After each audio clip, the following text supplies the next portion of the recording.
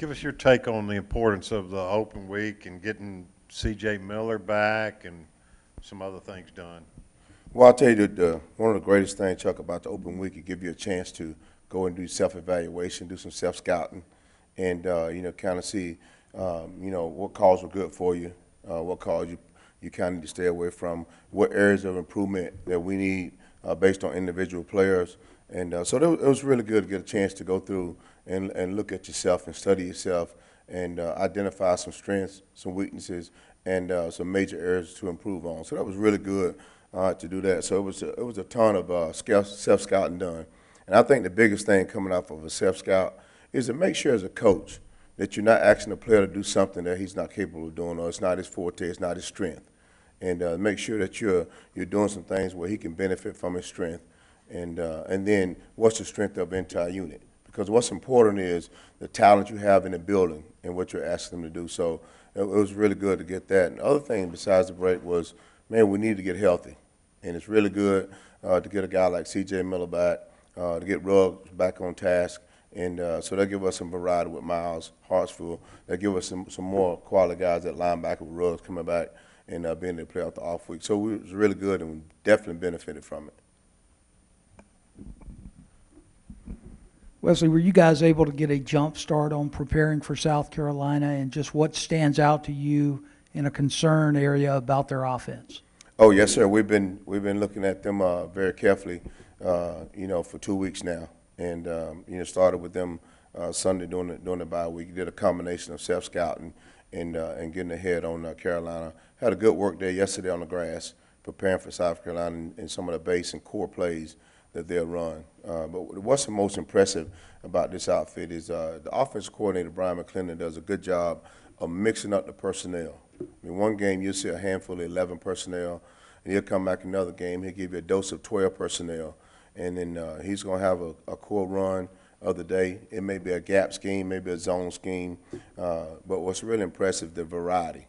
The multiple looks, the shifts and formations they're going to give you. They came off a bye week, and against Tennessee, you saw a lot more shifts and a lot more motion, and they started again with 12 personnel. But the quarterback is the one that makes them go. You watch Bentley, he's very competitive.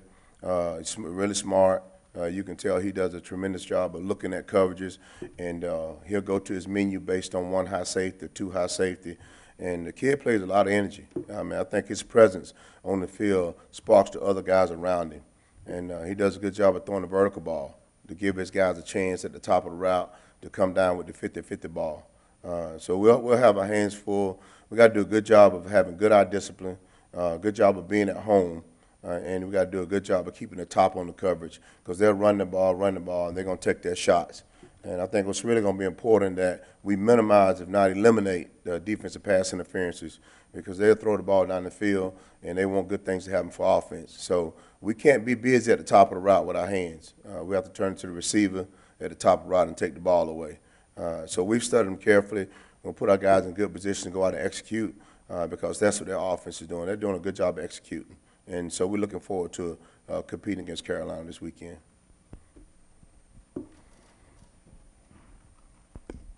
Hey, Wesley, in the self-scout, did you guys identify any tendencies of your own that maybe you think you're doing too much that you might try to give them a different look? Well, the whole thing about doing too much, we've been eliminated that. We're not, our menu is small, and we realize with the injury report, shifting personnel, perhaps we can't afford to do a whole lot. You take the two guys that came up from offense, and they're doing a good job, and it wouldn't be smart of us to have an abundant amount of defense.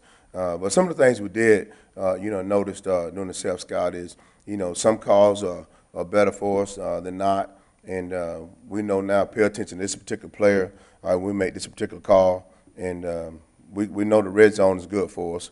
So we see a couple of things scheme-wise that we're probably going to stay away from. Some things that we'll definitely run more, and some players will coach up a little hard in that particular situation. So it was really good. What was the second part of your question? Oh, that was it. If you identified anything that you felt like you were running too much, you might want to back off of just to give South Carolina a different look. Well, another thing that on the tail end of that question, there's some things that we probably haven't run enough of. It's amazing you look at third down, you want to pressure on third down. But for us, we looked at that. That was kind of 50-50. And, we do a good job of covering that we don't have to pressure a ton on third down. So that's one thing that showed up in particular.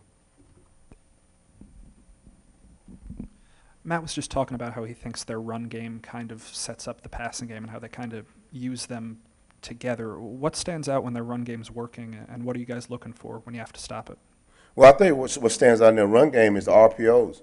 They'll run their split zone, run the split zone, then they'll run a glance right off the split zone. So they do just enough to get your backers down here to open up the window right behind them and place the ball right there on the ear pad. So that's what's really good about their offense. It's not a lot; they don't do a lot, but they do a lot of variety. And I think that the quarterback really trusts the receivers, and the O-line are big and massive. They get good movement up front, and so that allows them now to churn yardage, to make you nosy on the back end, get you up and get a ball right there across the middle. But I think it's a very, very patient football team that's going to run the ball. And I think one of the key things you look at the number of snaps they're playing. When you count of south to 60, that tell you that there's a pretty good run game you have to stop.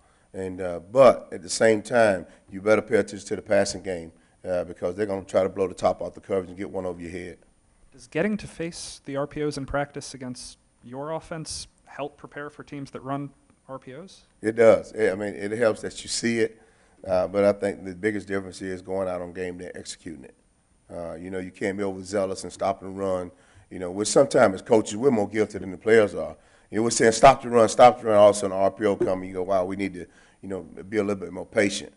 So I think what it boils down to is who's going to be most disciplined and who can execute on game day. But it certainly does help to see it against our offense.